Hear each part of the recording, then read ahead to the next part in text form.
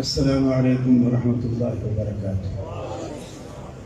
سبحانک لا علم لنا الا ما علمتنا انک انت العلیم الحکیم۔ بسم اللہ الرحمن الرحیم۔ پہلا سوال ہے جی، ہماری کریانہ کی دکان ہے اور ہم نے دکان پر سگریٹ اور نسوار بھی بیچتے ہیں، کیا یہ حلال ہے یا حرام؟ بعض سوال ایسے ہوتے ہیں کہ اللہ کے رسول صلی اللہ علیہ وسلم ان کے جواب میں فرماتے ہیں استفت قلبک، کہ اپنے دل سے فتویٰ لے۔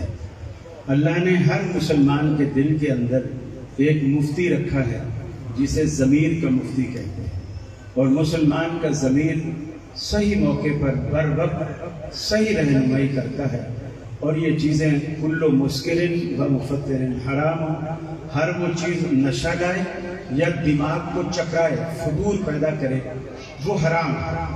اور سگریٹ اور نسوار، یہ دونوں چیزیں جو نہ استعمال کرتا ہو اسے استعمال کرا کے دیکھیں، وہ چکرا جائے۔ آپ پان کی چٹکی بھی پان کے اندر چٹکی بھی تمباکو کی رکھ کے دیں گے تو وہ چکرا جائے، تو یہ چیزیں حرام ہیں۔ جب چیز حرام ہے تو اس کا بزنس اور کاروبار، انکم سب حرام ہے۔ کیا ٹیسٹ ٹیوب کے ذریعے اولاد کا حصول کیا جا سکتا ہے، یہ جائز ہے؟ کیا جا سکتا ہے، مگر اس کے لیے ایک شرط ہے۔ وہ شرط یہ ہے کہ وہ نطفے دونوں میاں بیوی کے ہوں، یعنی کسی دوسرے شخص کا نطفہ نہ ہو، جن کا آپس میں نکاح ہوا ہے، دونوں نطفے انہی کے ہوں تو جائز۔ کیا اہل حدیث کے ہلانا فرقہ واریت نہیں ہے؟ یہ تو اصل ہے۔ اصل کو جب تک نہیں مانو گے تو ٹہنیاں تو نکلیں گی ہی۔ یہ تو اصل ہے، اصل قرآن و سنت۔ اہل حدیث کہلانا دوسروں سے ہمیں ممتاز کرتا ہے اور یہ بتاتا ہے کہ ہم اصل تنا، ہم ٹہنیاں اور شاخیں نہیں ہیں، ہم تنا جو قرآن و سنت کے ساتھ جڑے ہوئے ہیں۔ اور اہل حدیث ہم دیگر احناف کے مقابلے میں، دیگر فرقوں کے مقابلے میں، ورنہ کفر کے مقابلے میں تو ہم مسلمان ہیں۔ یہ بالکل ایسا ہے جیسے امریکہ کے مقابلے میں آپ پاکستانی ہیں اور پاکستانیوں کے مقابلے میں آپ کانپوری ہیں، یہ اسی طریقے سے۔ مسافر مقامی امام کے ساتھ 2 رکعت پا لے تو کیا سلام پھیر دے کیونکہ اس کی نماز قصر مل گئی ہے؟ نہیں، کیونکہ حدیث میں یہ صراحت ہے کہ اگر امام مقیم ہے تو مقتدی پوری پڑھے گا، اور اگر امام مسافر ہے تو مقتدی اگر مقامی ہے تو پوری کرے گا، اگر اس کے پیچھے مسافر ہے تو وہ بھی قصر کرے گا۔ اس لیے امام کو دیکھنا چاہیے کہ وہ مقامی ہے، وہ پوری رکھتے پڑھ رہا ہے، آپ کو کتنی ملی ہے۔ کچھ لوگ یہ بھی کہتے ہیں کہ وہ وضو کرتا رہے، بیٹھا رہے، جب 2 رکعتیں نکل جائیں پھر آ کے نکل۔ ایسا بھی نہیں ہے، اللہ کے رسول نے فرمایا جب تم مسجد میں آؤ، امام کو جس حال میں پاؤ اسی حال میں شریک ہو جاؤ۔ وہ انتظار بھی بہتر رہی اور پھر مقامی امام کے پیچھے قصر کرنا بھی بہتر ہے۔ دراصل سوال یہ تھا کہ اگر آخری 2 رکعتوں میں مسافر آگے جی میں نے اسی کا ہی جواب دیا کہ اگر امام مقامی ہے تو پیچھے اگر مسافر آیا ہے تو وہ پوری ہی پڑھے گی، الا یہ کہ جماعت چھوڑ دے، پھر 2-4 مسافر آپس میں مل کر جماعت کریں تو ٹھیک۔ کیا تحریک لبیک کے ساتھ کام کرنا درست ہے کیونکہ وہ ختم نبوت کا کام کر رہے ہیں؟ پہلی بات تو یہ ہے کہ یہ نعرہ ہی مشرکانہ ہے، لبیک یا رسول اللہ کا نعرہ ہی مشرکانہ ہے، تو آپ مشرکانہ نعرے کے ساتھ دیکھیے کسی چیز کی، کسی تنظیم کے اندر کوئی ایک اچھائی دیکھ کر اس سے فوراً متاثر نہیں ہو جانا چاہیے۔ آپ اہل حدیث ہیں، اللہ تعالیٰ نے آپ کو ہر طرح سے دوسروں سے ممتاز کیا ہے، آپ کے نعرے بھی توحید سے بھرے ہوئے ہیں، آپ کا عقیدہ، آپ کا ایمان، آپ کی جماعت کتاب و سنت کی تحریروں سے مالا مال ہے، تو آپ کو کیا ضرورت ہے ادھر ادھر دیکھنے اور جھانکنے کی؟ آپ کو کسی بھی میدان میں الحمدللہ آپ بھوکے نہیں ہیں، ہر میدان میں اللہ رب العالمین نے آپ کو خود کفیل بنایا ہے، اللہ کا احسان ہے۔ سوال ہے منگنی کے بعد اور نکاح سے پہلے منگیتر سے بات کرنا کیسا ہے، وضاحت فرمائیں۔ منگنی کے بعد بھی درست ہے لیکن بڑوں کی موجودگی میں، منگنی سے پہلے بھی درست ہے کیونکہ منگنی نکاح نہیں، منگنی ایک زبان ہے جو بڑے آپس میں کر لیتے ہیں۔ ایک دفعہ بات چیت کرنا، دیکھنا، اس کی شکل و صورت، کیونکہ لڑکے نے ظاہر بات ہے اس کے ساتھ زندگی گزارنی ہے اور لڑکی نے بھی، تو وہ دونوں ایک دوسرے کو دیکھ بھی لیں۔ ابو داؤد میں حدیث ہے کہ ایک نظر وہ اس کو دیکھے، پتہ چلے اندھی ہے، کانی ہے، بھیگی ہے، لڑکی بھی دیکھ لے کہ لڑکا لنگڑا ہے، لولا ہے، گونگا ہے، کیا ہے۔ تو لوگ دھوکے بھی دیتے ہیں کہ ایک اچھا بھلا خوبصورت بھائی دکھاتے ہیں اور شادی کے وقت دوسرا بھائی نکال دیتے ہیں۔ اسی طرح لڑکی والے بھی دھوکہ دیتے ہیں، ایک خوبصورت لڑکی پڑوسن کی اٹھا کے دکھا دیتے ہیں اور پھر شادی کے وقت اپنی لڑکی وہ جو کالی تھی وہی دے دیتے ہیں۔ تو اس لیے اس دھوکے سے بچنے کے لیے شریعت نے کوئی بھی چور بازاری کا راستہ رکھا ہی نہیں، سارے دروازے بند کر دیے، ایک نظر دیکھ لو جائز ہے، لیکن بڑوں کی موجودگی میں۔ یہ نہیں ہے کہ کلفٹن گھومنے جا رہے ہیں اور لاہور کے شاہی مسجد میں ڈیٹ پہ جا رہے ہیں، ایسا ہے، یہ چیزیں حرام ہیں۔ اذان کے بعد دکان کھلی رکھنا اور کاروبار کرنا جائز ہے؟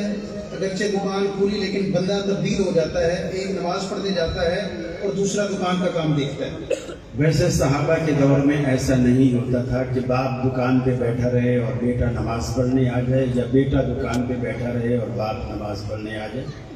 ویسے تو قرآن میں صراحت جو ہے وہ جمعے کے لیے ہے، لیکن یہ ہر نماز کا یہی ہے۔ اذا نودی للصلاۃ من یوم الجمعہ، قرآن میں تو جمعے کا ذکر ہے، لیکن نماز کے لیے اذان ایک بلاوا ہے۔ جب آپ اللہ کے بلاوے پر ہی لبیک نہیں کہہ سکتے تو آپ کی دکان میں، کاروبار میں برکت تو اسی رب نے دینی ہے نا جس نے آپ کو بلایا ہے۔ جب آپ اس کے بلاوے پر نہیں آ رہے تو برکت آپ کو کہاں سے دے گا؟ آپ کا سگا بھائی اپنے بیٹے کی شادی میں آپ کو بلائے، ایک دفعہ بلائے آپ نہیں گئے، دوسرے بیٹے کی شادی پہ بلائے آپ نہیں گئے، تیسری دفعہ شاید وہ بلائے گا بھی نہیں، اور پھر اگر آپ اس کے پاس کوئی کام لے کر چلے جائیں تو وہ آپ کا کام کرے گا بھی نہیں۔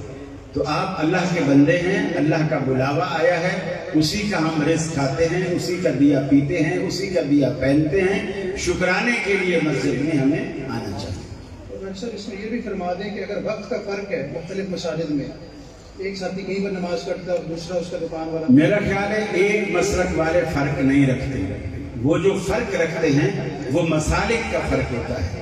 پھر دوسرا سوال آ جائے گا کہ فلاں کے پیچھے نماز پڑھنی جائز ہے کہ نہیں، وہ میرے لیے پھر مشکلات پیدا ہو جائیں گی، اس لیے ایک ہی حکم چلنے دیں گے۔ اکثر اہل حدیث حضرات نے لوگوں کو دم کرنے کی دکان بنائی ہوئی ہے، کچھ تو دم کرنے کا معاوضہ نہیں دیتے اور اکثر اس کی فیس بھی لیتے ہیں، اس کی شرعی حیثیت کیا ہے؟ اللہ اکبر۔ دیکھیے اصل میں پیغام چینل والے آئے ہوئے ہیں، مجھے پیغام چینل سے بھی سخت شکوہ ہے اسی مسئلے میں۔ ایک خاص بندہ بٹھایا ہوا ہے جو لوگوں میں جنوں کی بیماریاں پھیلا رہا ہے اور پھر بوتلوں میں تھو تھو کر کے دے رہا ہے، یعنی خود ہی بیماریاں پھیلاتا ہے کسے سنا کر اور پھر خود ہی اس کو نکالتا ہے۔ یہ طریقہ بالکل ہی سنت کے خلاف ہے۔ نبی کریم صلی اللہ علیہ وسلم کے پاس کوئی بھی صحابی کبھی کوئی دھاگا، چینی، نمک، روٹی، پراٹھا، چاول، دال یا پانی کی بوتل لے کر کبھی نہیں آیا کہ رسول اللہ صلی اللہ علیہ وسلم سے کہا ہو کہ پانی کو دم کر کے دیں، کبھی آپ نے ایسا نہیں کیا۔ تو جو آپ تو اہل حدیث ہو، آپ تو بات بات پہ کہتے ہو کہ جی ہم تو وہ بات مانیں گے جو رسول اللہ صلی اللہ علیہ وسلم کی ہو۔ تو جب رسول اللہ صلی اللہ علیہ وسلم سے یہ چیز، ہاں مریض پہ دم ثابت ہے، اگر کوئی مریض ہے اس پہ دم ثابت ہے۔ اللہ کے رسول اپنے اوپر خود بھی دم کرتے تھے، ہاتھوں پہ پھونک مارتے اور پھر اپنے جسم پر پھیرتے۔ خود آخری ایام میں سیدہ عائشہ بھی کہتی ہیں کہ میں نے دم کیا، آپ کے ہاتھوں پہ پھونکا اور پھر آپ کے ہاتھوں کو آپ کے جسم پہ گھمایا تاکہ آپ کے ہاتھوں کی برکت بھی آپ کو حاصل ہو اور اللہ رب العالمین شفا کاملہ نصیب فرمائے۔ تو مریض پہ دم ثابت ہے، لیکن بوتلوں میں، چیزوں میں، کسی چیز میں نبی کریم صلی اللہ علیہ وسلم سے دم ثابت نہیں ہے۔ جزاک اللہ۔ اگلا سوال ہے قاری صاحب کہ صحابہ کرام سے اللہ راضی تھے، ہمیں کیسے پتہ چلے گا کہ اللہ ہم سے راضی ہے یا نہیں اور ہماری عبادت قبول ہو رہی ہے یا نہیں؟ عموماً دیکھیے پہلی بات تو یہ ہے کہ ہمیں پتہ لگانے کی ضرورت بھی نہیں ہے، آدمی کو خود پتہ چل جاتا ہے کہ اس کی رب کے ساتھ کتنی بنی ہوئی ہے، وہ خود اس کو پتہ چل جاتا ہے، اللہ تعالیٰ دل میں یہ بات ڈال دیتا ہے۔ عموماً جو علماء بتاتے ہیں وہ یہ بتاتے ہیں کہ مثال کے طور پر آپ نے اگر فجر کی نماز پڑھی جماعت کے ساتھ اور اس نے دوبارہ ظہر کو بھی آپ کو جماعت کی توفیق دے دی، اس کا مطلب یہ ہے کہ فجر کا آپ کا آنا اس کو پسند آیا ہے، اور پھر اس نے اگر عصر کو بھی آپ کو توفیق دے دی، اس کا مطلب ہے ظہر کا آپ کا آنا اللہ کو اچھا لگا ہے، اور اسی طرح پانچوں کا۔ اور اگر وہ توفیق دیتا ہی نہیں ہے تو پھر آپ کو یہ سوچنے کی ضرورت نہیں ہے۔ بالکل ایسی بات ہے، ایک سیٹھ صاحب مسجد کے باہر کھڑے ہو گئے، اس کا کوئی نوکر نے کہا سیٹھ صاحب اذان ہوگی، اگر اجازت ہو تو میں نماز پڑھ لوں۔ اس نے کہا چلو تو نماز پڑھیا، میں جب تک سگریٹ پی لیتا ہوں، ایک کش لگا لیتا ہوں۔ وہ سگریٹ پینے لگ گیا، وہ اندر چلا گیا مسجد میں، نماز پڑھ لی، تھوڑا دعا مانگنے بیٹھ گیا۔ تھوڑی سی دیر ہو گئی تو سیٹھ نے آواز لگائی کہ اندر کسی نے باندھ لیا ہے کیا؟ سارے تو نکل گئے، تو ابھی تک باہر ہی نہیں آیا۔ تو اس نے کہا سیٹھ جی بالکل آپ نے صحیح کہا، جس نے آپ کو باہر باندھ دیا ہے اسی نے مجھے اندر باندھ دیا ہے۔ تو یہ معاملہ دل کو پتہ چل جاتا ہے کہ آپ کا دل نیکی کی طرف راغب ہو رہا ہے، گناہ سے متنفر ہو رہا ہے، آپ بات بات میں احتیاط برت رہے ہیں، تقویٰ پیدا ہو رہا ہے، یہ اس بات کی علامت ہے کہ رب آپ سے راضی ہے۔ ایسا سوال ہے، حدیث عمار کی وضاحت فرما دیں۔ دیکھیے جی، عام طور پہ اس میں جو قابل اعتراض نقطہ ہے اس حدیث کے اندر، وہ حضرت عمار رضی اللہ تعالیٰ عنہ کے بارے میں رسول اللہ صلی اللہ علیہ وسلم کا یہ فرمانا کہ تجھے ایک باغی گروہ قتل کرے گا، اور اس کے بعد جو جملہ ہے جس پر اعتراض سب سے بڑا ہوتا ہے وہ یہ ہے کہ وہ لوگ تمہیں کفر کی طرف کھینچیں گے اور وہ یعنی عمار تمہیں جنت کی طرف بلائے گا، اور جو باغی لوگ ہوں گے وہ تمہیں کفر کی طرف کھینچیں گے، تو جہنم کی طرف کھینچیں گے۔ تو یہ جو لفظ جہنم والا یا کفر والا ہے یہ راوی کا اضافہ ہے، اور تمام محدثین اس پر متفق ہیں کہ صرف باغی والے لفظ تک حدیث ختم ہو جاتی ہے، آگے جو اضافہ ہے یہ راوی کا اضافہ ہے، اور باغی ہونا یہ کفر نہیں ہے۔ بغاوت کیا ہے؟ کسی خلیفہ کی اگر کسی نے بیعت نہیں کی اسی کو بغاوت کہتے ہیں۔ اب یہ جو بغاوت ہے کیا صرف حضرت معاویہ نے کی؟ حضرت علی رضی اللہ تعالی، شاید آپ کو کسی نے اس سے پہلے نہ بتایا ہو، اور شاید مجھ پہ بھی فتوے لگنے لگ جائے، حالانکہ میں نے کہا بھی تھا پہلے کہ آپ اس سوال کو رہنے دیں، کہ رسول اللہ صلی اللہ علیہ وسلم نے جو حضرت عائشہ صدیقہ رضی اللہ تعالیٰ عنہ جب حضرت علی خلیفہ بنے، حضرت عائشہ نے بیعت نہیں کی، آپ کی خلافت کو تسلیم نہیں کی۔ یہی وجہ ہے کہ لڑنے کے لیے بھی گئی، سیدنا علی المرتضیٰ کے خلاف لڑی۔ حضرت طلحہ نے بھی حضرت علی کی بیعت نہیں کی، حضرت زبیر نے بھی حضرت علی کی بیعت نہیں کی، تو آپ ان پر کیا فتویٰ لگا؟ حضرت معاویہ پر تو بڑے دھڑلے سے آپ فتویٰ لگا دیتے ہو۔ حضرت طلحہ بھی عشرہ مبشرہ میں شامل، حضرت زبیر بھی عشرہ مبشرہ میں شامل، جن 10 صحابہ کو اللہ کے رسول نے جنت کی بشارت دی ہے ان میں یہ دونوں صحابی شامل ہیں۔ در حقیقت یہ منافقین کا بیچ میں ایک کمال اور کردار تھا کہ انہوں نے دونوں گروہوں میں شامل ہو کر اپنا ایک کردار ادا کیا اور مسلمانوں کو دھوکہ دیا، اور ہم سب آج تک اس دھوکے کا شکار چلے آ رہے ہیں، اور منافقین کی اولادیں آج بھی موجود ہیں۔ اللہ ہمیں ان کے شر سے معافی دے۔ تو ایک سوال ہے، ایسا ذکر بتائیں جس سے عمران خان سے چھٹکارا مل جائے۔ یہ تو میرا خیال ہے اگر پروگرام کے آپ کے 3 روزہ پروگرام کے بعد اجتماعی دعا ہو، اللہ تعالیٰ اہل حدیثوں کی دعاؤں کو انشاءاللہ رد نہیں کرے گا، تو یہی آپ کی اجتماعی دعا اس کے خاتمے کا سبب بنے گی انشاءاللہ۔ جی انشاءاللہ ابھی تاریخیں چل رہی ہیں الحمدللہ۔ اگر باپ، ایسا سوال ہے، اگر باپ اپنی اولاد میں سے کسی کو بلا وجہ قتل کر دے تو کیا شرعی لحاظ پر اس پر قصاص ہو سکتا ہے؟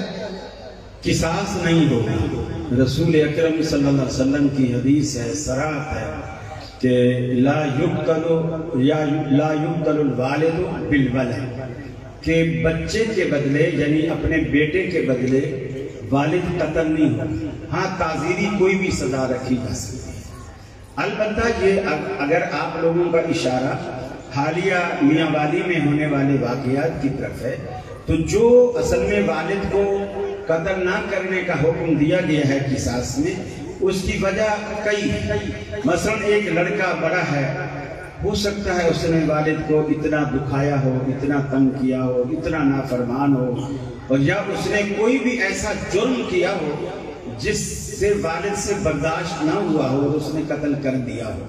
لیکن یہاں کیس تھوڑا سا الگ ہے، معصوم بچہ ہے، بچی ہے 7 دن کی، اور اس کے سینے میں 7 گولیاں اتار دی گئی۔ یہ جو درندگی ہے، بہرحال حدیث کی مخالفت ہم نہیں کر سکتے، وہ والد ہے، والد کو قصاص میں قتل نہیں کیا جا سکتا، البتہ عدالت تعزیری طور پر اس پر کوئی بھی سزا رکھ سکتی ہے۔ جزاک اللہ۔ کیا صحابی رسول کی تنقید کرنے والے کی ابتدا میں نماز ادا کی جا سکتی ہے؟ اگر وہ توبہ کرے تو ہو سکتی ہے، اگر توبہ نہ کرے تو نہیں ہو سکتی۔ سوال ہے جو جانور کاروبار کے لیے رکھے گئے ہیں اور ان پر کافی خرچہ آتا ہے، اس مال کی زکوٰۃ کیسے ادا کی جائے گی کیونکہ یہ چرنے والے جانور نہیں ہیں؟ ظاہر بات ہے، آپ خرچہ وغیرہ ہر چیز اس کا پھر آپ پورا حساب رکھیں۔ اگر آپ جانور خریدتے بیچتے ہیں، آپ کا بزنس یہی ہے، تو آپ ایک ڈائری بنائیں، اس میں پورا حساب رکھیں، جانور کتنے کے خریدے، اس کی کھلی کتنے کی خریدی، چارہ کتنے کا خریدا، جو بھی آپ کھلاتے پلاتے ہیں، یا بجلی وغیرہ، ان کا رینٹ، وہ جگہ، کرایہ، نوکر چاکر، ان کی تنخواہیں، یہ ساری آپ نکالیں۔ پھر آپ دیکھیں جانور آپ نے بیچے، وہ کتنے کے بیچے، یہ اخراجات اس میں سے منہا کریں۔ پھر جو رقم آپ کے پاس بچتی ہے، وہ اگر نصاب کو پہنچتی ہے تو آپ 2.5% کے حساب سے اس پر زکات دیں۔ واللہ اعلم۔ اگر کوئی خاتون کسی پلاننگ کے تحت اپنے شوہر سے خالی اسٹیمپ پیپر پر دستخط لے کر اس پر طلاق کی تحریر لکھوا کر عدالت میں پیش کر دے اور دوسرا نکاح کروا لے، اور پہلے شوہر کو دوسرے نکاح کے بعد خبر ملے، تو اس پہلی طلاق اور دوسرے نکاح کے بارے میں رہنمائی فرما لے۔ دوسرا نکاح اگر تو اس نے عدت وغیرہ بھی گزاری ہو اور دوسرا نکاح ولی کی اجازت سے ہوا ہو تو دوسرا نکاح صحیح قرار پائے گا۔ لیکن پہلا جب خاوند کے سامنے یا تو خاوند اندھا ہو، اسٹامپ پیپر پڑھ نہ سکتا ہو، یا بالکل ان پڑھ ہو، تو وہ اس کی بات مانی جائے گی عدالت میں، جی میرے ساتھ دھوکہ ہوا ہے۔ اگر وہ پڑھا لکھا ہے اور وہ یہ کہہ رہا ہے کہ ہم مذاق کر رہے ہیں، تو نبی کریم صلی اللہ علیہ وسلم کا فرمان ہے کہ مذاق میں بھی طلاق واقع ہو جائے گی۔ حتیٰ کہ میاں بیوی اگر ڈرامے کا کردار ہے اور ڈرامے کے کردار میں طلاق آئی ہے تو بھی طلاق واقع ہو جائے گی۔ یعنی یہ ایسا نانی جی کا کھیل نہیں ہے جب چاہ منہ سے جو چاہ نکال دیا۔ شریعت نے اس کے لیے پابندیاں رکھی ہیں۔ اگر اس نے سائن کر دیے ہیں اور اس کو پتا ہے یہ طلاق نامہ ہے، طلاق ہو گئی۔ البتہ اس کو یہ اختیار ہے کہ بعد میں کسی کے سمجھانے بجھانے پر اس کو سمجھ آئے، وہ رجوع کر سکتا ہے۔ وہ رجوع بھی نہ کرے اور عورت عدت پوری کر بیٹھے، یہ نکاح اس کا ختم ہو جائے گا۔ یعنی ایک دفعہ بھی اس نے طلاق لکھی ہو اور ایک ہی دفعہ سائن کیے ہو اور عورت عدت پوری کر لے اور یہ رجوع نہ کرے، تو اس کا یہ جو طلاق رجعی تھی یہ طلاق بائنہ میں تبدیل ہو جائے گی۔ اب اس کا نکاح ٹوٹ جائے گا۔ اب اس کا ایک فائدہ یہ ہے، اگر دوبارہ یہی لوگ نکاح کرنا چاہیں تو ان کا نکاح دوبارہ ہو سکتا ہے، اور اگر یہ نہ کرنا چاہیں، عدت پوری ہونے کے بعد عورت آزاد ہے، اپنی اور اپنے ولی کی مرضی سے کہیں بھی دوسری جگہ نکاح کر سکتا ہے۔ واللہ اعلم۔ اس سوال میں یہ وضاحت فرما دیں کہ شوہر کا طلاق دینے کا ارادہ نہ ہو اور اس کو دھوکہ دے کر جائے وہ سائن کروا لیے جائیں یا کچھ اور بتا کر، تو پھر کیا صورت؟ نہیں، اگر تو وہی صورت ہے نا کہ خاوند کو یہ پتہ نہ ہو کہ میں جو سائن کر رہا ہوں یہ کس چیز پر سائن کر رہے ہیں، یعنی یا تو وہ پڑھا لکھا نہیں ہے یا وہ نابینا ہے، اس کا انگوٹھا لگا دیا گیا، پھر تو وہ طلاق نہیں ہے اور دوسرا نکاح بھی نہیں ہوگا، چونکہ پہلا نکاح باقی ہے تو نکاح پر نکاح نہیں ہوگا۔ اور اگر خاوند کو پتا تھا کہ یہ طلاق نامہ ہے، پھر اس نے یہ جانتے ہوئے سائن کر دیے، صرف یہ سوچ کر کہ ہم مذاق جا سکتی ہے اور پہلے دن تو ویسے بھی فوجی والے گھر سے کچھ بھی نہیں تھا۔ बल्कि वहाँ भेजना चाहिए, देना चाहिए। और दूसरी बात यह है कि दूसरे तीसरे दिन भी मैयत वाले घर में लोग खाना हमसाए अड़ोस, वही बस भरी हुई बंदूकों की वापस मैयत के घर आती है और कोरबे बिरयानियां वो उड़ाती है। ये तरीका बिल्कुल गलत है। और तीसरे दिन, 7वें दिन, 40वें दिन और फिर साल बाद बरसी, ये तो वैसे विधि तरीका है जो अहले बिदअत का तरीका है, इससे इज्तनाब करना चाहिए। दर्शक सवाल है, क्या या मोहम्मद कहना दुरुस्त है, जबकि एक रवायत में है कि जंग यमामा में सहाबाए किराम ने या मोहम्मद के नारे लगाए थे। मेरा ख्याल है रसूलुल्लाह सल्लल्लाहु अलैहि वसल्लम जब सामने हूँ सहाबा सारे कहते थे या रसूलुल्लाह, लेकिन ये जो गैबाना तौर पर आवाजें लगाई हुई या मोहम्मद की, ये सही सेहत के साथ कहीं से भी साबित नहीं है। हाँ, रसूलुल्लाह सल्लल्लाहु अलैहि वसल्लम जब सामने होते साहबा या रसूलुल्लाह आकर के कहते, जिब्रील अमीन भी आकर के या मोहम्मद कहते, आपको मुखातब करते। ये निदा का सीगा है और मुखातब सामने मौजूद हो तो कहा जाता है। और चूंकि एक तबके का हमारे यहाँ मखसूस अकीदा और नजरिया है कि अल्लाह के नबी हर जगह मौजूद होते हैं, हाजिर नाजिर होते हैं, तो हम जहाँ भी पुकारे वो हमारे सामने होते हैं। हमारा ये नुक्ता नज़र नहीं है और ना हम उस नुक्ता नज़र को दिल में रखते हैं, और इसलिए हमारे लिए वो कहना, वो पुकारना बिल्कुल नाजायज़ है। वटा शक्का पर रिश्ता किया जा सकता है या नहीं? बुखारी शरीफ में हदीस है, रसूल अकरम सल्लल्लाहु अलैहि वसल्लम का फरमान है, ला शिगार फिल इस्लाम, इस्लाम में शिगार नहीं है। ये शिगार यानी लो और दो के फार्मूले पर होता है, यानी तुम अगर हम अपनी बेटी हमें दोगे तो हम अपनी बेटी तुम्हें देंगे, या तुम हमारी बेटी लोगे तो हम तुम्हारी बेटी लेंगे। इसका नुकसान ये होता है कि अगर एक घर इत्तेफाक से उजड़ता है तो दूसरा घर जिद में उजड़ता है, बदले में उजड़ता है, इंतकाम में उजड़ता है। मिसाल के तौर पर आपकी बेटी मेरे बेटे के घर में है और मेरी बेटी आपके बेटे के घर में है, और जब आप ये सुनोगे कि कारी खलील के बेटे ने हमारी बेटी को मारा है, और उसने मारा है, कोई कसूर किया है, कोई गलत बात की है, लेकिन वहां जो आपके यहाँ मेरी बेटी है, आप खाम मारना शुरू कर दोगे कि हमारी बेटी वहां पिट रही है, तू यहाँ बेटी पराठे खा रही है, तो दूसरा घर जो है वो जिद में उजड़ता है। शरीयत ने इसलिए इसे पसंद ही नहीं की। ला शिगार फिल इस्लाम, बिल्कुल बट्टे सट्टे। हाँ, ऐसा हो सकता है कि आपने किसी जगह शादी की और कोई शर्त नहीं थी कि आप लोगे भी दोगे भी, कोई शर्त नहीं, आपने शादी कर दी, चाहे अपने बेटे की थी या बेटी की। साल 2 साल 3 साल तक मिलाप रहा, आप लोगों को लगा कि ये खानदान बहुत अच्छा है, शरीफ लोग हैं, नेक लोग हैं, मिलनसार हैं, अच्छे आला अखलाक और किरदार के मालिक हैं। अब आपने ये फैसला कर लिया कि हमने इनकी बेटी ली थी तो अब यार इनके बच्चे भी बहुत नेक हैं, हम देते भी हैं, तो ये शिगार नहीं है। शर्त जब आप रखेंगे लेने देने की तब शिगार होगा और वो हलाल। जी, अगर बालों को लाल मेहंदी या कोई और कलर लगाएं तो नमाज जायज है? जी बिल्कुल, लाल मेहंदी भी जायज है और कलर भी जायज है। रसूलुल्लाह सल्लल्लाहु अलैहि वसल्लम ने सिर्फ काले कलर से मना किया, फज्तनिबुस सवाद, काले से बचो। गय्यरू के अल्फाज है, अपने सफेदी को तब्दील करो, दूसरे रंग में बदलो, लेकिन फज्तनिबुस सवाद, काले से बचो। और ये भी है इल्ला सौदा, रंगो बालों को मगर काले से बचो, काला रंग ना हो। बाकी हर कलर की आपको इजाजत है, जैसा सूट पहने वैसी दाढ़ी बनाए। जी, ऐसा सवाल है, आप अहले हदीस हजरात का दावा है कि अंबियाए कराम अपनी कबूर में जिंदा नहीं हैं, जबकि सही मुस्लिम शरीफ में हदीस है कि रसूलुल्लाह सल्लल्लाहु अलैहि वसल्लम ने मेराज वाली रात हजरत मूसा अलैहिस्सलाम को सुर्ख टेले के करीब अपनी कब्र में नमाज पढ़ते हुए देखा था। कुरान और सुन्नत के कई दलाइल से जवाब इरशाद फरमाएं कि मुस्लिम शरीफ की इस हदीस का सही मानी और मफहूम क्या है। पहली बात तो ये है कि रसूल अकरम सल्लल्लाहु अलैहि वसल्लम ने मूसा अलैहिस्सलाम को जो कब्र में नमाज पढ़ते हुए देखा, आप फरमाते हैं कि उस दिन सबसे तेज तरीन सवारी जिसका नाम बुराक था वो मेरे पास थी। तेज तरीन सवारी جہاں اس کی نظر جاتی تھی وہیں اس کا قدم جاتا تھا۔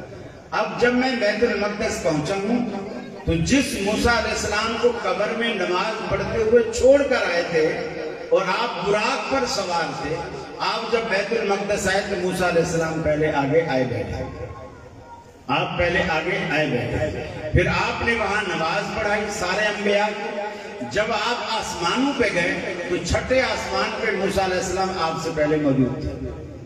اچھا، اب یہاں جو لال قلعے کے پاس قبر میں نماز پڑھتے ہوئے دیکھا، آپ نے جبریل سے نہیں پوچھا کہ یہ کون ہے، آپ نے خود بتایا کہ میں نے موسیٰ علیہ السلام کو دیکھا ہے، نہیں پوچھا جبریل سے۔ جب بیت المقدس میں پہنچے، جبریل امین نے انبیاء کا آپ سے تعارف ہو گیا۔ جب چھٹے آسمان پہ، پہلے آسمان پہ، دوسرے پہ، تیسرے پہ انبیاء سے ملاقاتیں ہوئی تو آپ نے جبریل امین سے پوچھا یہ کون ہے؟ آپ نے جبریل جو مختلف حالتیں تھیں، اللہ رب العالمین نے رسول اللہ صلی اللہ علیہ وسلم کو معراج کے موقع پر ان حالتوں میں سے کوئی ایک حالت قبر میں دکھا دی، کوئی ایک بیت المقدس میں دکھا دی، اور کوئی ایک پھر انہوں نے مرحبا مرحبا یا ابن صالح کہہ کر آپ کو آواز دی۔ تو یہ مختلف حالتیں تھیں، اس کو دنیاوی یعنی ہمارے اعتقاد کے خلاف اس کو نہیں کہا جا سکتا، جو اللہ رب العالمین نے مختلف صورتوں میں دکھائیں، اور اللہ رب العالمین نے جو صورت جس طرح دکھائی ہم مانتے ہیں۔ اس کا مطلب یہ نہیں ہے کہ انبیاء قبروں میں نماز پڑھتے ہیں، یہ معمول نہیں ہے۔ ایک چیز ہے جو اللہ رب العالمین نے موسیٰ علیہ السلام کی زندگی کی، رسول اللہ صلی اللہ علیہ وسلم کو معراج والی رات دکھا دی، بس۔ رفع الیدین کے متعلق ہمارے بریلوی بھائی کہتے ہیں کہ یہ صرف آپ صلی اللہ علیہ وسلم نے اس وقت کرنے کا حق دیا جب لوگ بتوں کو اپنے پاس لے کر کھڑے ہوتے تھے۔ یہ دیکھیے کہتے تو سب لوگ ہیں کہ ایسا تھا، لیکن آج تک دنیا کی کسی کتاب میں کوئی شخص یہ جملہ دکھا نہیں سکتا کہ رفع الیدین کی لاجک یہ ہو کہ لوگ بغل میں بت چھپا۔ دیکھیے دعویٰ آسان ہے لیکن دلیل بھی دینی پڑتی ہے۔ میں ابھی عرض کر رہا تھا، وہاں بیٹھا ہوا ساتھی سوال کر رہا تھا، تو میں نے عرض کیا دعویٰ تو یوسف کے بھائیوں نے بھی کیا تھا کہ یوسف علیہ السلام کو بھیڑیا کھا گیا، تو کیا واقعی کھا گیا تھا؟ پھر انہوں نے دلیل بھی دی کہ یوسف علیہ السلام کا کرتا فجاؤ بقمیصہ بدم کذب، جھوٹا خون لگا کر کے لایا، مگر مچھ کے آنسو بہاتے ہوئے فجاؤ اباہم عشاء یبکون، روتے ہوئے آئے۔ لیکن اس ساری باتیں قرآن نے کہا غلط، یوسف علیہ السلام زندہ تھے۔ پھر ان کا مصر کا بادشاہ بننے نے ثابت کر دیا کہ بھائیوں کے سارے دعوے جھوٹے تھے۔ اب مجھے بتائیے بت تو بہت، یعنی اگر بت بغل میں چھپاتے ہوں گے اس سے بڑے تو نہیں ہوں گے نا، اس سے چھوٹے ہی ہوں گے نا۔ اب میں یہ بغل میں یہ بوتل رکھ لی گا، اب آپ مجھ سے 1000 رفع الیدین کراؤ، یہ نہیں گرے گی، اس لیے کہ ہاتھ اٹھانا ہے، بغلیں اٹھانا نہیں ہے۔ رفع الیدین یوں نہیں کی جاتی، اگر یوں بت گرانے کے لیے ہوتی تو یوں ہوتی، بت تو بغل میں ہے اور اٹھائے جا رہے ہیں ہاتھ۔ اور دوسری بات، اگر رفع الیدین بت گرانے کے لیے تھی تو پہلی رفع الیدین میں بت گر جانا چاہیے۔ کیا کیا؟ جب نماز شروع کرتے ہیں بت گر گیا، اب رکوع کو جانے والی، رکوع سے اٹھنے والی اور تیسری رکعت پر کھڑے ہونے والی، یہ تینوں رفع الیدین بت کے بغیر ہیں۔